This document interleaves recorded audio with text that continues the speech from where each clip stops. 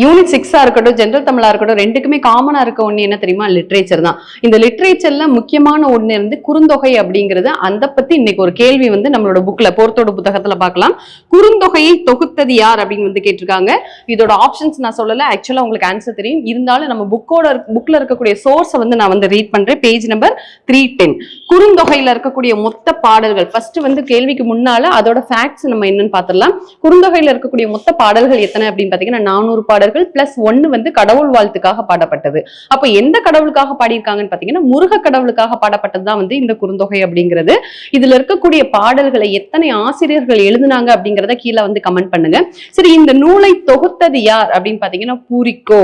அது போக தொகுப்பித்தது யார் அப்படின்னு பாத்தீங்கன்னா பெயர் தெரியவில்லை. அது போக கடவுள் வாழ்த்தை பாடியது யார் அப்படின்னு பாத்தீங்கன்னா பாரதம் பாடிய பெருந்தேவனார். அதாவது 8 தொகை நூல்கள்ல பெரும்பான்மையான நூல்களுக்கு யார் கடவுள் வாழ்த்து பாடியிருக்காங்கன்னா இந்த பாரதம் பாடிய பெருந்தேவனார் தான் பாடியிருக்காங்க. முக்கியமான ஒரு சிறப்பு செய்தி அப்படின்னு பாத்தீங்கன்னா அதிக உரையாசிரியர்களால் மேற்கோள் காட்டப்பட்ட ஒரு நூல் தான் இந்த குறுந்தொகை அப்படின்னு நமக்கு தெரியும்.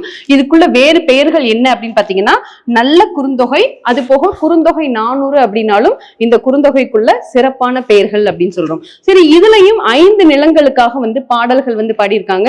குறிஞ்சி நிலத்துக்கு எத்தனை பாடல்கள் அப்படின்னு பாத்தீங்கன்னா 147 பாடல்கள், முல்லை நிலத்துக்கு 45 பாடல்கள், மருத நிலத்துக்கு 48, நெய்தலுக்கு 71, பாலைக்கு 90. அப்போ பாலைத்திணை பாடல்கள் எண்ணிக்கையில் முதலிடம் வகிக்கின்றது. ஓகேவா? இதே மாதிரி இம்பார்ட்டன்ட் ஃபேக்ட்ஸ்க்கு நெக்ஸ்ட் வீடியோ பார்க்கலாம்.